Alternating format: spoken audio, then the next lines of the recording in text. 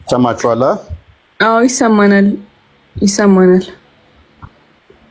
ስላላ ሙስሊሞች ደፍረው ማለት ነው አይገቡም። አትሊስት መሐመድ ላይ ይሻላቸዋል። ምክንያቱም አምላካቸውን የፈጠረላቸው መሐመድ ስለሆነ ዲፌንድ ሊያደርጉትም ይፈልጋሉ መሐመድን። እውነት ነው የምነግራችሁ። ትታዘባላችሁ ወሩን ሙሉ ስላላ ተርታውን ገባለው። የትኛውም ሙስሊም ደፍሮ መጥቶ አላህን ዲፌንድ አያደርግም።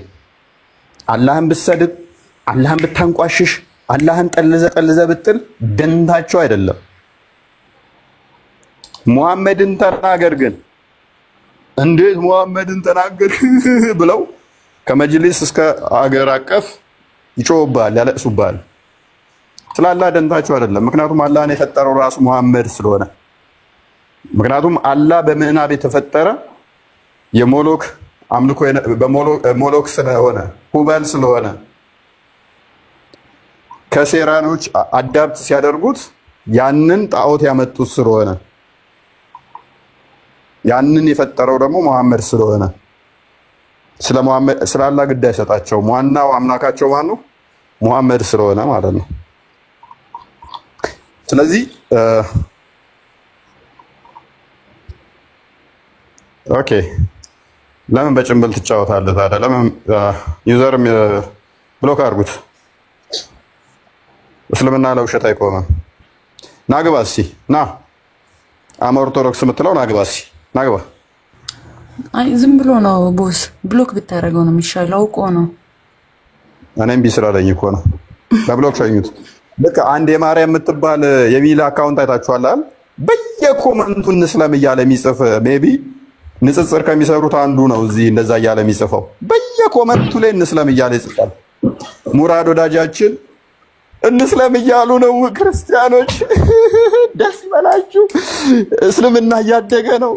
አላያችሁትም? እሱን ኮመንት በየኮመንቱ ላይ እንስለም እያለ የሚጽፍ ሙራድ ይሆናል ወይንም ደግሞ ንጽጽር ከሚሰሩት አንዱ ኡስታዝ ነው እንደዛ የሚጽፈው። 25 ፎሎወር እኮ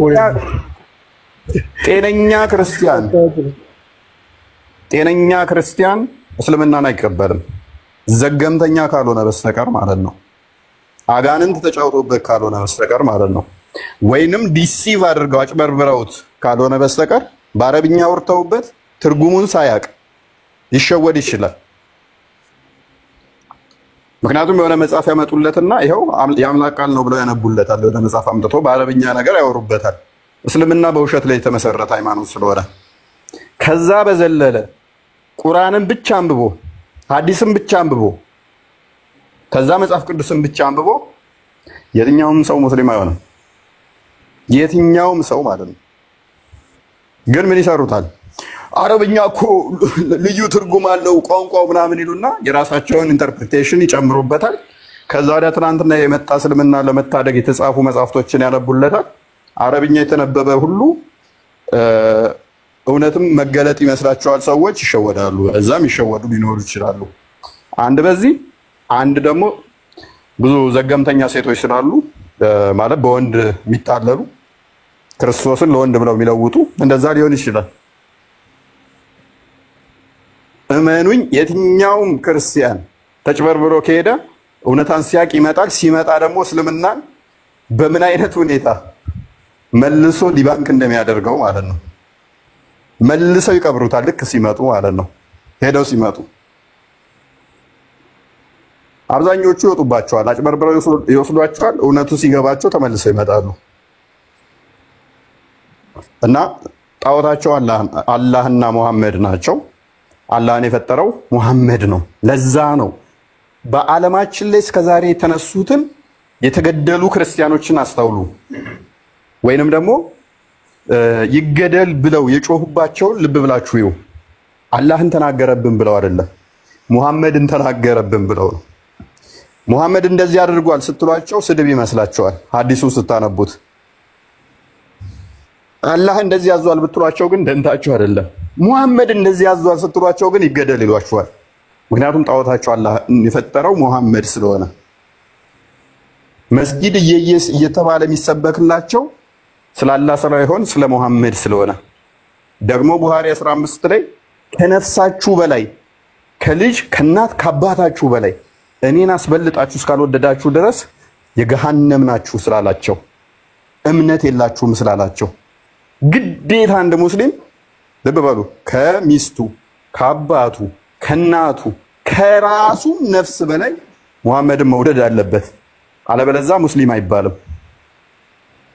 ሉክ ምን ያህል አይምሯቸውን ብሬን ወሽድ እንዳደረጋቸውና በፍራቻ እንዲጠፍንጎ እንደያዛቸው ማለት ነው። አላህን እስካልወደዳችሁ አይደለም ያላቸው፣ እኔን እስካልወደዳችሁ ነው ያላቸው። ስለዚህ ያላቸው አማራጭ ምንድነው? ሙሐመድን ከነፍሳቸው በላይ የመውደድ ግዴታ ጫነባቸው ማለት ነው። ያንን ማድረግ ካልቻሉ ደግሞ ገሃነም ይገባሉ። ታዲያ አንድ ጤናማ ሰው እንዴት ነው እሱ ሚስራን የመሰለ ቆንጆ በ6 ዓመትሽ የ54 ዓመት ሆኜ ላግባሽ በ9 ዓመትሽ ደግሞ ልገናኝሽ ሲላት ይሄንን ሴጣናዊ እሳቤ እሺ ብላ ከዛ ወዳው ምን ኖረው? ያውም እኮ አላህ ተብየው ደግሞ ከገነት ውስጥ ምግብ አመጣልኝ። ከዛ ያ ምግብ ደግሞ የ40 ሰዎች ወሲብ ያህል ጥንካሬ የሚሰጥ ነው። የወሲብ አፒታይዘር የምግብ አፒታይዘር ነው የምናውቀው።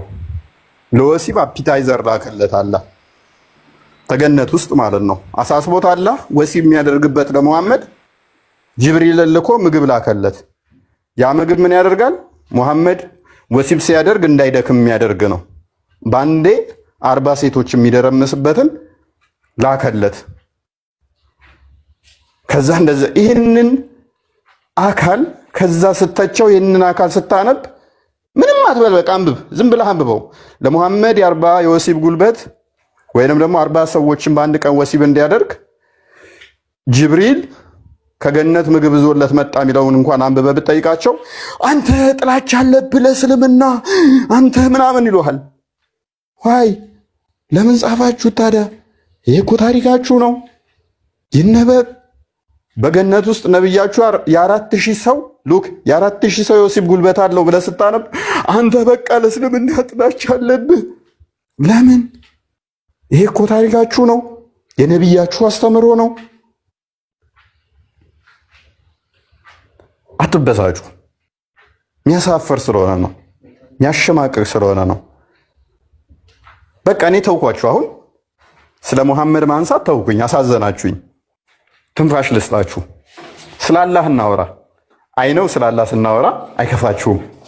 አትሊስት ለአንድ ተወሰነች ወራት ለአንድ 4 ወራት ያህል እረፍት ልስጣችሁ።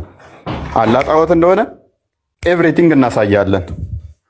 አይከፋችሁም እዛ ላይ። ምክንያቱም አላህ ሳይሆን እናንተ አምላክ ሙሐመድ ስለሆነ ደፍራችሁ እኔ ጋር መጣችሁ እንኳን አትሞግቱም። ለምን? ታውቁታላችሁ። ይሄው አላህ አዛኝ ሩሩ ትላላችሁ። ሚስራ ቢስሚላሂ አርራህማን አርራሂም ክርስቲያን ላይ አንተ እኔን አትጥራኝ፣ ተው ሂድባቸው። እኔ ምን አገባኝ እንዴ? ኖ እቺኛውን ፓርት ቅሪልኝ አንዴ፣ ስለመወዳት ነው። አንተ እንደጀመርክ ጨርስ። እንግዲህ ገና ሲጀምር እሺ ቴንኪው። ገና ሲጀምር የቁርአኑ ክፍል ምን ብሎ ነው? እጅግ አዛኝ መሐሪ በሆነው ብሎ የሚጀምረው። ምህረቱ ግን የተፈጠረ ነው። ሱረቱ ፋቲሃ የመጀመሪያው ሱራ 1 ላይ የሚገኘው እጅግ መሐሪ አዛኝ በሆነው ብሎ ይጀምራል። በሚያሳዝን ሁኔታ ምህረቱ የተፈጠረ ነው። ምህረቱን ከመፍጠሩ በፊት አላህ በጣም ቁጡና ብስጩ ነው። ለዛም ነው በውድድር ውስጥ ሁሌም ውድድር ካለ አንዱ አንዱን ያሸንፋልና ምን አለ? አሁን ምህረቴ ቁጣዬን አሸነፈች አለ። ለዘመናት ሲቆጣ ሲበሳጭ ከራሱ ጋር ኖሮ ከዛ ምህረቱን ፈጠረና ምህረቱ ቁጣውን አበረደለት ማለት ነው። ዋይ አላህ፣ ለምን ትበሳጫለህ? ሰው ሳትፈጥር ነገሮች ሳይፈጠሩ ሰዎች ሳያጠፉ ለምን ትቆጣለህ? አላህ ለምን ትናደዳለህ? አላህ ምን ነው? የኑሮ ውድነት ነው? አርሹ አልተመቸህም? መቀመጫው ነው? ወይስ በ9 ሰዓት እስከ 10 ሰዓት ተኩል ምናምን ከላይ ወደ ታች መውረድ ሰልችቶህ ነው። ደግሞም እነሱ ሳይፈጠሩ ነው ምህረትን የፈጠርካት። ምህረትም ያሸነፈችው ከዛ በፊት ነው። እና አስቀድሞ ምንም ባልፈጠርክበት ወቅት ላይ አላህ ምን አበሳጭቶህ ነበር ማለት እንጠይቃችሁ ሲመልሱልን። ምን አበሳጭቶት ነው አላህ ብስጭቴን ምህረቴ አሁን አሸነፈችልኝ ብሎ ልክ ውሃ ጠምቷችሁ ስትጠጡ ወብላችሁ እንደምትደሳሰቱት እንደመረኩት አላህ ልክ ስታሸንፍለት ምህረቱ ቁጣውን እርክት ያለው ምን አግኝቶ ነው? አላህ እባካችሁ እስቲ ንገሩን። የአላህ ምህረት 99ኞቹ ከአላህ ጋር ናቸው። አንደኛዋ ግን ከኛ ጋር ነች። እንትን ጋር ግን ያው የማይገባኝ ነገር በተደጋጋሚ 3 ነገሮችን ይናገራሉ እኛ ጋር እየመጣችሁ ስላላስጠይቁ። አንደኛ አላህ ማንንም አይመስልም፣ ሁለተኛ እንትን ሱረቱ ኢኽላስ ላይ ያለውን፣ ሶስተኛ ነገር ደግሞ ምንድን ነበረ ስሙ እሱ በቃ ከሁሉ በላይ ነው ማለት። እሺ እንቀበላችሁና መታችሁ ከሁሉ በላይ ነው ስትሉ እንዴት ነው? ምን እያላችሁ ነው? ምን ብለን እንረዳችሁ? ከዛ በኋላ ማንንም አይመስልም ስትሉ ኦኬ እዚህ ጋር እኮ ምህረትን የሚያክል ነገር የፈጣሪ ምህረት ከሰው ምህረት ጋራ ማለት እንዴት ነው? 100 ዳቦዎች ቢኖራችሁ አንዱን ዳቦ ለሰው እንደመስጠት ማለት ነው። ያው ዳቦዎቹ አንድ አይነት ሆኖ ሳለ ግን የዳቦ ብዛት ነው እንጂ የሚለያዩት የዳቦነቱ አይደለም። ሶ እንደዛ ነው ያለው እንግዲህ ቤስዶን እነዚህ ሐዲሶች እንደምታዩት እዚህ ጋር ጀሚዕ አልተርሚዚ ላይም ሳሂህ ቡኻሪ ላይም ያለውን የተቀመጠው ነገር በዚህ መንገድ ነው የሚያስቀምጠውና በምን መልኩ እስቲ እንረዳችሁ? ምን ብለን አንደርስታንድ እንድናርጋችሁ ነው የምትጠብቁት? ማለት ሪናውንስ እኮ ስናደርግ ወደ እስልምና ስንመጣ በአላህ ስምና በመልእክተኛው ስም ነው አይደለ? ስለዚህ መልእክተኛውን እንግዲህ ያው ለኔ አዘ ሞራል ኤግዛምፕል እንደማንቀበለው እግዚአብሔር ይስጣቸው ለእህቶች ወንድሞች በደንብ እስከዛሬ ድረስ አሳይተውናል። እስቲ መልእክተኛውን ወደ ጎን ተውና በቁርአኑ መሰረት ከዚህ በፊት የላካቸው ነብያት ስላሉ በእነሱ እንኳን እስቲ ይሁን እንቀበለው እንኳን ብንል እሺ ስለ ፈጣሪያችሁ መታችሁ ንገሩ። መታችሁ እስቲ አስረዱንና ማለት የሆነ ቢያንስ አንቺ እኮ እንዳትረዱሽ አደረግሽ እኮ ሴትዮ። ምን አለ በዳቦ ለምትመስያለሽ ስንት ምሳሌ ተጠፋ። በዳቦ ተመስያለሽ እግዚአብሔር 100 ዳቦች ስል ከዛ በቃ አይ ነው እናት ደራሳችሁ ነበራችሁ። ያ እባካችሁ አሁን ይኸውላችሁ በእነዚህ አንፋታችሁም። ምክንያቱም እያንዳንዱ አላህን ፓርት ገብተን ካየን ስለ አላህ የሚያውቁት አይ ቲንክ 4 ነገር ነው 3 ነገር። አላህ አልወለደም፣ አልተወለደም። አንድ ሱረቱ ኢኽላስ ላይ የምትገኘው አላህ አልወለደም፣ አልተወለደም አንደኛ ነች እቺ።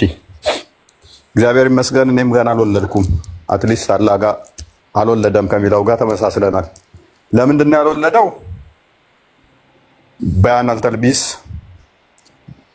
ወዲም 7 ማንበብ ነው። ፔጅ 290 እስከ 298 ገና ወጣት ስለሆነ ሊሆን ይችላል። ጺም ስላላወጣ አትሊስት እኔ ጺም አውጥቻለሁ። ጺም አልባ ወጣት ወንድ ሆኖ አየሁት አላህ ስላለ ሜቢ ጺም እስከሚያወጣ እየጠበቀ ሊሆን ይችላል። አላህ አይወልድም ሳይሆን የሚለው አልወለደም ነው የሚለው። አይወልድም ቢሆን ኖሮ ወደፊት አይወልድም ነው። አልወለደም ከሆነ ግን ወደፊት ሊወልድ ስለሚችል ጺም ሲያወጣ ደግሞ ሊወልድ እንደሚችል እጅግ ብዙ ቦታ ቁርአኑ ይጠቁማል። እንደገናም ደግሞ ሐዲሳቶቹ እንታሚን ተፍሲራቶቹ ያንን ከማን ሊወልድ እንደሚችል ስላስቀመጡ ፖቴንሻሉ አለው የመውለድ እንደገናም ደግሞ ከፈለገ እንደዛ ነገር ስለተቀመጠ ሜቢ እሱንም ማየት ይቻላል ማለት ነው። ወንድ እንደሆነ ግልጽ ስለሆነ ማለት ነው። ሌላኛው ምንድነው እሱ ግን ባህሪያት ላይ ቅድም ባነሳሹ መሰረት ለዛሬ እንግዲህ ካልክ አህመድ እሺ ካለ ከሰራለ አህመድ ሁሴን የሚለውን አስገቡት። ቅድም ጀምሮ አንድ እየጻፈ ነበረ። ያ አካውንቴን እኮ መታውት እኮ ምንም ልከፍትልኝ አልቻለም እኮ እናንተ ካላችሁ አስገቡት። ይቅርታ መክፈት የምትችሉ ሜቢ ማስገባ የምትችሉ ገስ ከከፈተላችሁ ሞክሩ። እምቢ ብሎኛል። ኮንተንት እየሰጠኝ ነው እኔ ምልክት እየሰጠኝ እንትን እያለ ነው። አይ ዶንት ኖ የበፊቱ ሪፖርት ይሁን እንደ አዲስ ሪፖርት ይሁን አላውቅም። ኤኒዌይስ ስለዚህ የአላህ ባህሪ የተፈጠረ ከሲፋቱ አንዱ የተፈጠረ መሆኑን አመናችሁን ወይንስ ገና መልስ ስለሚመጣላችሁ ትጠብቃላችሁ? ስላላ ታውቃላችሁ። አላህ አልወለደም አልተወለደም መፈክር አላህ ማንንም አይመስልም። አትሊስት በምህረቱ ከኔ ጋር ተመሳሰለ እኮ አንድ ምህረት ለኔ ሰጥቶኛል። ለፍጥረቱ አንድ ምህረት ስለሰጠ እሱ ጋር 99 ምህረቶች ስላሉ በምህረት አትሊስት ከኔ ጋር ተቀራራቢ ነው። በቁጥር ነው ይበልጠኝ እንጂ አትሊስት በቁጥር ካለው ብልጫ ውጪ አንድ ነን ማለት ነው። ምን ልታዘዝ? እየቆጠርኩልህ ነው። ሁለት ጠቅሰሃል። ምንድን ነው የጠቀስኩት? አንደኛ የሚናገሩትን መተው ነው በቃ የሚሉትን ነገር ድጋሚ በቃ አላህ ማንንም አይመስልም። አላህ አልወለደም አልተወለደም። ከዚህ ውጪ ምን የሚያውቁት ነገር አለ ስላላ? ያ አላህ ማንንም አይመስልም እኮ ውድቅ እኮ ነው። አላህ እጅ አለው፣ ሁለት እጅ። ምናልባት ልዩነቱ ሁለቱ የቀኝ እጆች ስለሆኑ አላህ 5 ጣቶች እንዳሉት እኔ በአዲስ አሳያችኋለሁ። እኔ 5 ጣት ነው ያለኝ አንድ እጄ ላይ። አላህ 5 ጣት ካለው ታዲያ እንዴት ነው እሱ ያልተመሰለ? እሺ እንደዛ ከሆነ ጦጣም 5 ጣት ሊኖራት ይችላል። እሺ ብቻ 5 ጣቶች አሉት። ባት አለው፣ እኔም ባት አለኝ። አይን አለው፣ አይን አለኝ። አይኑ አንድ አይን አይደለም። ከደጃል ጋር ንጽጽር ሲያስቀምጠው የደጃል አይን አንድ ነው፣ የሱ ግን አንድ አይደለም።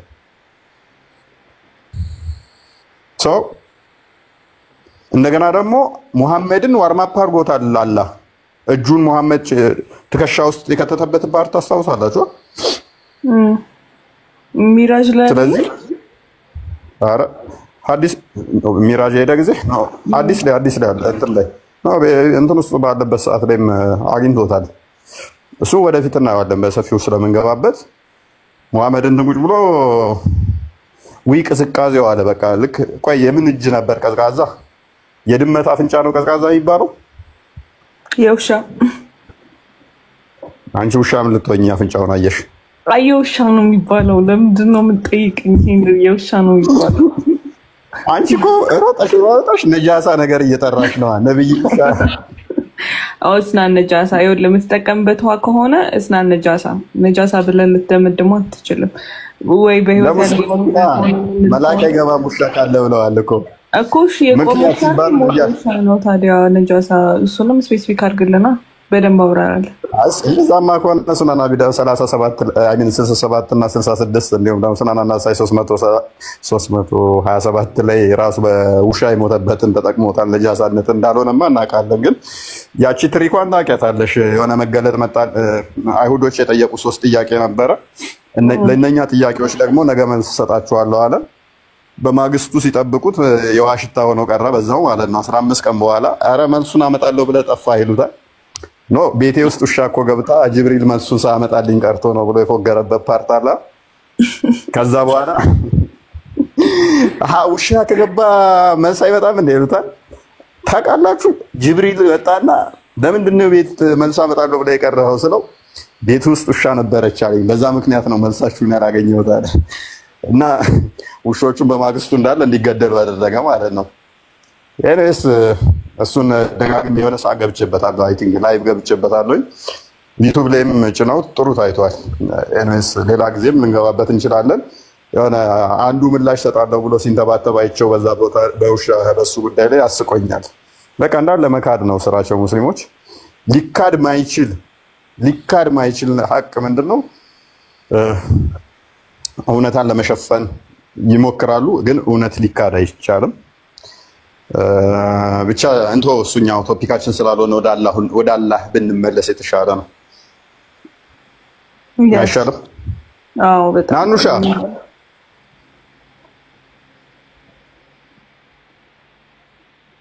ገስት አይሰራልሽም? ማን ነው ላችን ገስት አይሰራም? ለምን? ስልጣን እኮ የለኝም ሲጀመር እኔ። ኦኬ ስልጣን የለትም አይደል? ስልጣን አለ አይደለ? ገስት እስኪ ከከፈተ ሞክር። ሜቢ ካንተ ጋር ይሁን ችግር አላውቅም። አይሰራም። አይ ከሱ ጋር እስኪ ቼክ አድርገው አንተ ጋር ከከፈተልህ እንዴት ዝም ብለው እኔ ጋር ምንም አንተ ጋር ከከፈተልህ ምን አይነት ሰው ነው በእናታችሁ? እኔ ከከፈተልኝ አንተን ለምን ለምናለሁ? ሜቢ የገስት ስልጣኑ ካልኖረው ብዬ ነው እያመጣልኝ ስላለ ነው እምቢ ስላለ እኔ ይሁን እሺ ገብቶኛል እንቢ ብሎኛል ሀሳብ እኔም ብሎ ይሞክር እለዋለሁ ይሆናል ሞክር አንተ ጋር እኔ ካልሰራልኝ ሜቢ ካልሰጠኝ ይለኛል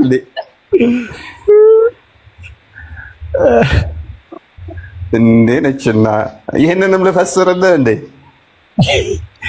አንተ እኮ ትምህርቱ ራሱ ተፍሲር ያስፈልገዋል ብለዋል ኡስታዙ እስቲ ብሌን አለሽ ከሰር ብሌና ካለሽ ምስራ የላትም ምስራ አለሽ ካለሽ ሞክሪ ወይ ብሌን ሚስራ ካለሽ ሞክሪ ያላለኝ አይ ቲንክ ኮፒ ሊንክ አድርጉልን ልታነካካን ነው የመጀመሪያ ላይ የሆነ ቀን ላይ ሚስራ እኮ በቃ ተውኩት እንደውም ላወራው ነበረ ተውኩት አይደለ እንለፈው ግን ምን ልትለኝ ነበር በላሻል በላት ወዷን አያችሁ ቆረጣት አልናገርም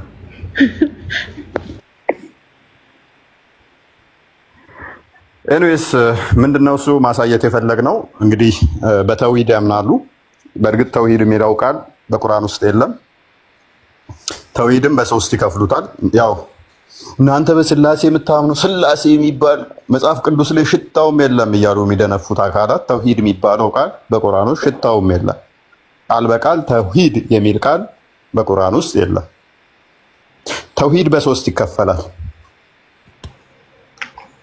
እናንተ ስላሴ የምታምኑ አንድም ሶስት የምትሉ ይላችኋል ተውሂድ የሚለው ቃል በሶስት ይከፈላል ተውሂድን ራሱ በሶስት ይከፍሉታል ተውሂድ አልአስማኡል ሲፋት ተውሂድ አልሩቢያ ተውሂድ አልኡሉሂያ ብለው ይከፍሉታል ስለዚህ ዛሬ የተመለከትነው ምንድነው ከተውሂድ ከሶስቱ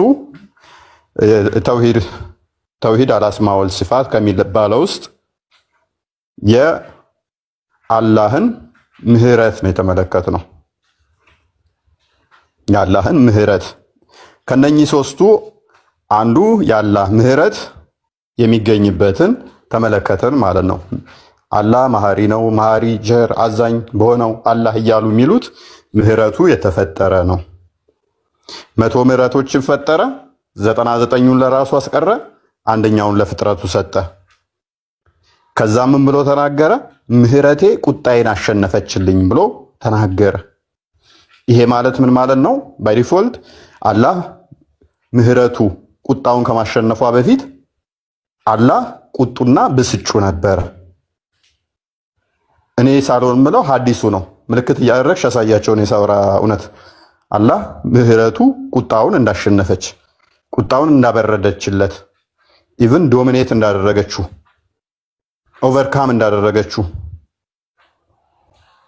ምን ምህረቱ ቁጣውን አንብቢና ተርጉሚላቸው ወይ እሺ በመጀመሪያ እዚህ ጋር ምን አደረገ 100ን ምህረቶች ፈጠረ Allah created 100 mercies and he placed one mercy among his creation and show mercy to one another by it and there are 99 mercies with Allah ከዛ ሰጣ አንደኛውን ለኛ ላከልን ለኛ እንኳን ይቅር ይበልን ጌታ እግዚኦ ማረነ ክርስቶስ ተሳስቼ ነው እና ላከ ለፍጥረቱ ከዛ በኋላ ምን አደረገ ከላከላቸው በኋላ 99ን ከወደ ራሱ አስቀመጠ ከዛ በኋላ ያ 99ን ደግሞ እንግዲህ ያው ፍጥረታትን ከፈጠረ በኋላ መጽሐፉ ላይ ጻፈ ከዛ በኋላ ምን ብሎ ይጻፈ ስለራሱ ነው ይጻፈው he wrote about himself ከዛ it was placed with him on the throne ከዛ ከምንድን ነበረ ስሙ ከሱ በዙፋኑ ላይ እንዲቀመጥ አደረገ ከዛ ምን ብሎ ተናገረ ያው በትምህርት ጥቅስ ውስጥ verily my mercy overcomes my anger ምን አደረገ ምህረቴ ንዴቴን ኦቨርካም አደረገው መለሰው አሸነፈው ብሎ ተናገረ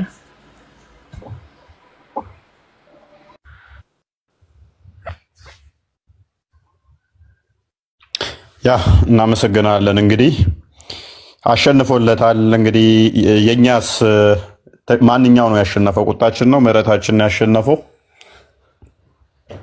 አላህ አለም እንዳትይ እኛማ በቃ ያለን ምህረት ተጠቅመን እኮ ስበስ እየተዛዘንን እንኖራለን ማለት እኔ እንጃ። ቆይ እሺ አሁን ይናደዳል ሲልስ አሁን እዚህ ጋር እንዴት ነው ብለው የሚያስረዱ ነው ማለት አሁን እንግዲህ ቁጣው የባህሪው ነው የሚሆነው። ቁጣው የባህሪው ይሆንና ምህረቱ ደግሞ ከዛ በኋላ ይመጣ ነው። ሁለቱም አብረው ቢሆኑ ኖሮ መሸናነፉ ሊኖር አይችልም ማለት ነው። ወይንም ደግሞ አቻ ነው የሚሆኑት። ወይንም አስቀድሞ ነው ከተፈጠረ በኋላ አይደለም ይሄ ነገር የሚሆነው ነበረ። አሁን ግን ምህረቱን ከፈጠረ በኋላ ነው ምህረቱ ቁጣውን ያሸነፈችለት። ስለዚህ አስቀድሞ አላህ ምንድነው ቁጡ ነበረ፣ በጣም በቁጣ የተሞላ ነበረ፣ ምህረት አልባ ነው። ለዛ ነው በቃ ብቻውን ቁጭ ብሎ እንግዲህ ሲበሳጭ ነበር ማለት ነው። አንተ ለካ እንትን ላይ ውሃ ላይ ነበር፣ ለካ ስራውን ራሱ ከውሃ ላይ ነበር። ለዛ ነው ሲናደድ ውሃ እየደፋ ነው ጭንቅላቱ ላይ ማለት ነው። የሰይጣንም ወንበሩ ውሃ ላይ ነው፣ እሱም ውሃ ላይ ነበረ እንደ እስልምናው ቴዎሎጂ ማለት ኤኒዌይስ እንደሆነ አላህ ቁጡ ነበረ የሚለውን ከያዝን ይበቃል ይመስለኛል። ግን እዚህ ጋር በጣም ብዙ እኔ እንጃ። እስቲ ከሰር ያላችሁ ሙስሊሞች በእርግጠኝነት አላችሁ፣ እባካችሁ ኖት ያዙና መታችሁ አብራሩልን። መጥራታችሁ መድከማችሁ ከሊሰለመ እያላችሁ የጊዜያችሁን ሰከንዶች ረፍራፊ ከምትቃጥሉ ይልቅ እዚህ መታችሁ እንኳን ማውራትና መወያየት ማትችሉ ከሆነ መልሱም በኮሜንት ሴክሽን እንኳን በአትሊስት ኮሜንት ሴክሽን ለመታችሁ እንድጽፉልን በደንብ ኮት አድርጉት። እዚህ ጋራ እንትን አምላካችሁ ምንድን ነበረ ስሙ? ምንድነው ይሄ? ምህረቱ የባህሪው አይደለም። ለምን ባህሪው ወይ ደግሞ ይሄ ምንድነው ከፊዚካልና የኢንሴንሱ ማለትም ባህሪው ከአካሉ ጋራ የተለየ ስላልሆነ ምህረቱ የባህሪው አይደለም። ከዛ ፍጥረታቱን ጋራ ልክ እንደ ፍጥረታት እንደተፈጠረው ሁሉ ምህረቱን አብሮ የተፈጠረ ነገር ነው የባህሪው አይደለም። ስለዚህ ያ ምህረት ደግሞ በቁጥር እንጂ ከኛ ጋራ በምን አይለያይም፣ በምህረትነት አይለያይም። በምህረት በምንነቱ አይለያይም፣ በብዛቱ ግን ይለያያል ማለት ነው አሁን እዚህ ጋራ ባየናቸው ሐዲሶች መሰረት። ስለዚህ አንደኛ እባካችሁ በደንብ አብራሩልን፣ ወይ የአምላካችሁ ባህሪያት ምንድናቸው? ምን ብሎ ነው የተጠቀሰው?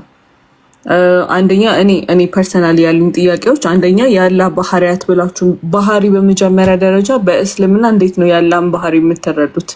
ስለዚህ ያንን ባህሪ ካብራራችሁልን በኋላ ደግሞ የዛ ባህሪው ጋራ የምታካትቱት ወይም ደግሞ የአላህ ባህሪያት ብላችሁ የምትዘረዝሩት ምንድናቸው? ከዛ በኋላ ያንን ባህሪ ደግሞ ከዘረዘራችሁልን በኋላ የተፈጠረ ባህሪ ከራሱ ጋር አብሮ የሚኖር አለ ወይስ ያ ባህሪ ዘላለማዊ ነው? ማለት እኔ አሁን በጣም ጭራሽ ማለት አሁን እኔ ለምን በዚህ መልኩ እንደምተችላችሁ እንደማነሳው ታውቃላችሁ። ቁርአን የተብራራ ነው ትላላችሁ፣ ቁርአን ሙሉ ግልጽ ነው ትላላችሁ፣ ቁርአንን የነበበ ይሰልማል ትላላችሁ። ግን እዚህ ጋራ ስለ አምላካችሁ ራሱ በቂ የሆነ ማብራሪያ ቁርአናችሁ አይሰጥም። በቂ የሆነ ማብራሪያ የለውም። አይወለድም ከዛ በኋላ ደግሞ እሱን የሚመስል የለም ከማለት ያን ነገር ደግሞ ደጋግሞ አረፍተ ነገሮችን እየቀያየሩ ከመተንተን ውጪ በጥልቀት የዛን የባህሪውን በኤፒስቴሞሎጂ ደረጃ ራሱ ማስረዳት አትችሉ፣ በስነ እውቀት ደረጃ ማለት ነው። ስለዚህ በእርግጥ አሁን ለምሳሌ እፎይ አንተ ስለሆንክ በደንብ ሚሞራይዝ የምታደርገው አንተ ታግዘኛለህ። የቁርአኑን ክፍል ግን ምን ብሏል?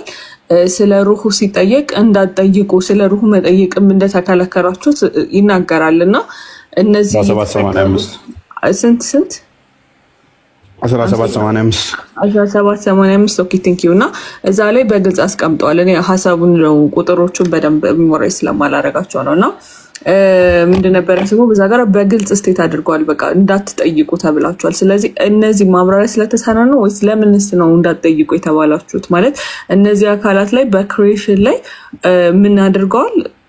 ድርሻ ነበራቸው። አንደኛ በፍጥረት ላይ ድርሻ ነበራቸው። ሁለተኛ ነገር ደግሞ ምን ያደርገዋል እዚህ ጋር ደግሞ ከራሱ ጋር የራሱ የባህሪ ክፋይ የሆነውን የራሱ የኔ ነው የሚለውን ነገር ምን አድርጓል ከፍጥረቶቹ ጋር አጋርቷል ማለት ነው። ስለዚህ እኛን ለምንድን ነው አጋሪዎቹ የሚለን ምህረትን ከሰው ጋር እየተካፈለ እኔ አልገባኝም እውነት። ኦኬ ምህረት የጎረቤትሽን ነው የተካፈለው? ሙሳ እንኳን ደህና መጣ። ሙሳ ማን? ሙሳ አገጭን እንዳያስቆጣ ታዝቦ ነው ወጣ አገጩን ይዞ። እሺ እናንተ ሰዎች አሁን እናንተ ሰዎች ነብዩ ቤት ውስጥ ለረጅም ሰዓት በመቀመጣችሁ ምክንያት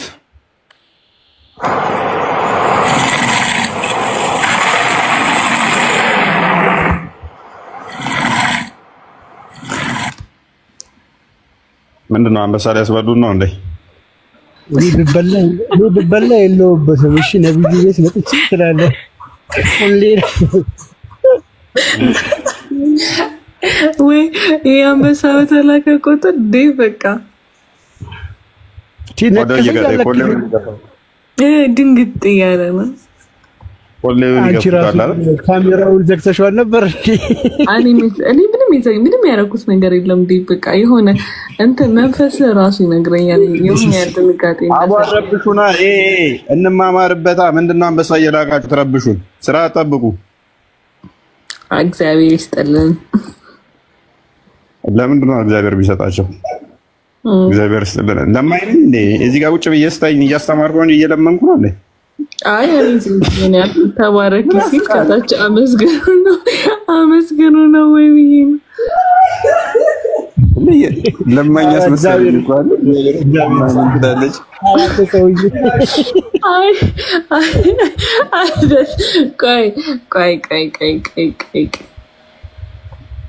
ቆይ ና ነገሮችን ከኮንቴክስታቸው ውጪ ባናረጋቸው መልካም ይመስለኛል ሆነስሊ። እሺ አሁን ወደ ትምህርቱ ትገባላችሁ አገቡም ሰዎች ነው ይብቃ።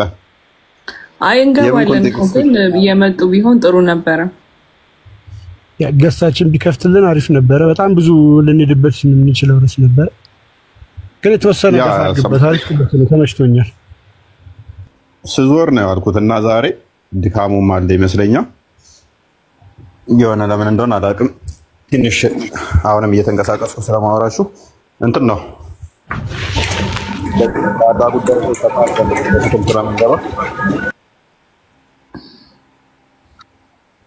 ከዛ አንጻር ነው እና አንድ ሰው እቀበልላችኋለሁ።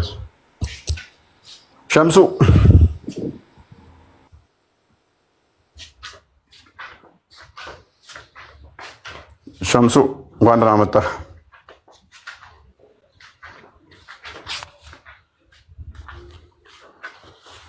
ሸምሱ ይሰማል?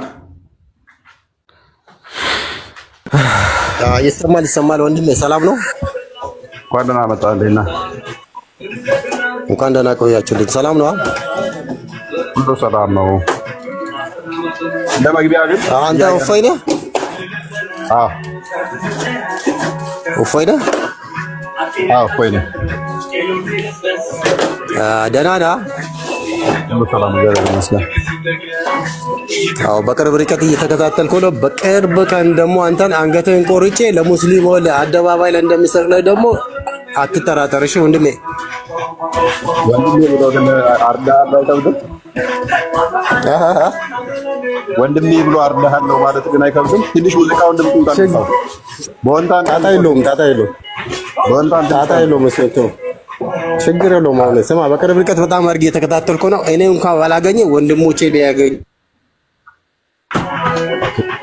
እስከ መቼም ድረስ ደግሞ እንኳን ኢትዮጵያ ውስጥ ዓለም ውስጥ ራሱ ሆነ ማለት ነው የሆነች ቀን እንኳን እኔ ባይሳካ ለወንድሞቼ ደግሞ እንደሚሳካ ደግሞ እርግጠኛ ነኝ። 100% ጠብቅ።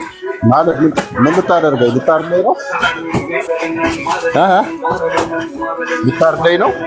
የነቢያችን ሰለላሁ ዐለይሂ ወሰለም ተከታዮች ስንት እንደሆነ ታውቃለህ? ብዛቱ አላውቅም ማለት አንተ ልታርደኝ ነው አሁን አላማው ነው ምንድነው?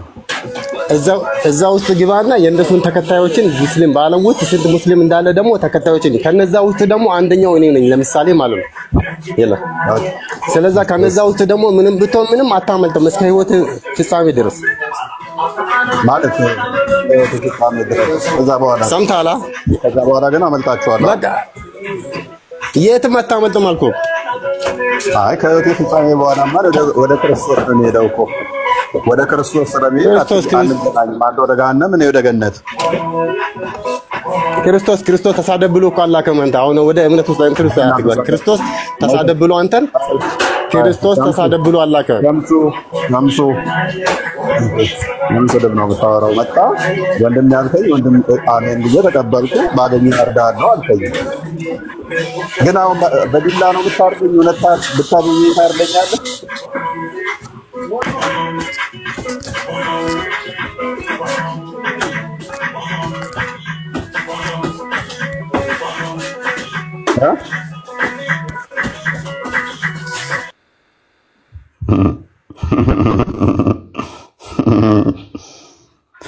ያ ከአራጅ መንፈስ ጌታ ይሰውራችሁ። ያ አስተምሮቱ ነው። አክቹሊ አሁን ሸምሱ እኮ አይፈረድበትም። ወደኩ አይደለም ሸምሱ አይፈረድበትም። ስለሁለት ነገር አይፈረድበትም። አንድ አስተምሮቱ ነው። ሁለተኛ ደግሞ አለማወቅ ነው። አስተምሮቱ አጋንንታዊ ስለሆነ ያ አጋንንታዊ መንፈስ አድርግ ይለዋል። ምክንያቱም የአጋንንታዊ መንፈስ ስላለበት እረድ ግደል የሚል መንፈስ ነው። ሕፃናትን እኮ እያረዱ አላሁ አክበር ብለው የሚደሳሰቱ ናቸው። ብቸኛ ሰው እያረዱ የሚደሰቱ ፈጣሪን ስም የሚጠሩ ማለት ፈጣሪ እንዳልሆነ እናውቃለን፣ ግን አትሊስት ፈጣሪ ብለው የያዙትን ቅንጥስ አንገቱን እያደረጉ አላሁ አክበር ይላሉ። እጅግ ዘግናኝ ቪዲዮዎችን እንትን ላይ ልልክላችሁ እችላለሁ ቴሌግራም ላይ። ይሄ መንፈሱ ነው እንደዚያ የሚያስደርጋቸው። ሸምሱ በሌላኛው ሳይድ ደግሞ ምንድነው ከልጅነቱ ጀምሮ ሲሞላው የኖረው አለ፣ ባለማወቅ ሲሞላው የኖረው አለ። ምን ነብይህ እንዲህ ነው፣ ነብይህ እንዲህ ነው፣ ነብይህ እንዲህ ነው ተብሎ በቃ የጸባይ የስብዕና ባለቤት በቃ የሁሉ ምሳሌ ተደርጎ ተሰብኮታል። አመጣንና ፈረስንበት። ስናፈርስበት ልክ ቤቷ የፈረሰባት ወፍ ወዲያና ወዲያ እንደምትሄድ ማለት ነው። እንደዛ ይቅበዘበዛሉ። መሰረታቸውን ነው ይናድንባቸው። ቅድም እንዳልኳችሁ ነብያችን ተነካ ብለው ይቆውጡታል። አላህ ተነካ ብለው ግን አይጮሁም ብያችሁ ነበረ። በዓለም በየትኛውም ዓለም ላይ ሄዱ ስለ አላህ የፈለገ ብትሉ አላህ ተነካብን አይሉ። ያው ቶፒካችን ስለ አላህ ጉዳይ ነው። ስለ አላህ ነበረ እንትን እያወራን የነበረው። ስለ አላህ ብዙ ነገሮችን አንስተናል። ሲያደምጥ ቆይቶ ምንም አልመሰለውም ስለ አላህ ስንናገር። ስለ ነብዩ ግን በመሃል ምንም እንትን ያላት ነገር የለም። እጣቢ ያጠጣል ብለን ያሳየ ነው። እሱንም መጥቶ ልጁ ስለጠየቀን ከዚህ በፊት ሪከርድ ላይ አይቻለሁ ቪዲዮ። እሱ ነገር እውነት ነው ውሸት ነው? እስቲ እጣቢ እንደሚያጠጣ ነብያችን መረጃ አለ። እሱን ነው የጠቀስነው በቃ። ከዛ ውጪ ስለ ነብዩ ያወራሁትም የለም። ነብያችንን ምናምን ብሎ ግን መጥቶ አርደሃለሁ አለ። ምክንያቱም ቀደም ምን ብያችኋለሁ? ለነብያቸው ሲሉ ይሄንን ማድረግ ግዴታ አለባቸው። ቡኻሪ 15 ላይ ከእናት ከአባታቸው ከልጃቸውም በላይ ከነፍሳቸውም በላይ ነብያቸውን እስካልወደዱ ድረስ እስልምና የላቸውም ይላል። ያንን ነው በቃ እንትን የሚሉት። ስለዚህ ከዛ አንጻር ነው ከዚህ አጋንንታዊ መንፈስ እንድትላቀቅ ክርስቶስ ይርዳ። ማትላቀቅ ከሆነ ነብይህን ክርስቶስ በገሃነም እየቀጠቀጠው ነው፣ አንተም እሱ ጋር ትጨመራለህ። በገሃነም መሐሪ ፍቅር ይቅር ባይ የሆነው ክርስቶስ ነብይህን በገሃነም አስሮ እየገረፈው ነው። ለብዙዎች መሰናከል ጥፋት ምክንያት ሆኗልና አንተም ወደ ነብይህ ጋር ትከተታለህ። ያለው ያ ነው። ሩሃማ ክርስቲያንሻ ሩሃማ ከስር ኤኒዌይስ እና እንደዛ ነው። ሙስሊሞች እንወዳችኋለን። አስተምሮታችሁ አጋንንታዊ ነው ግን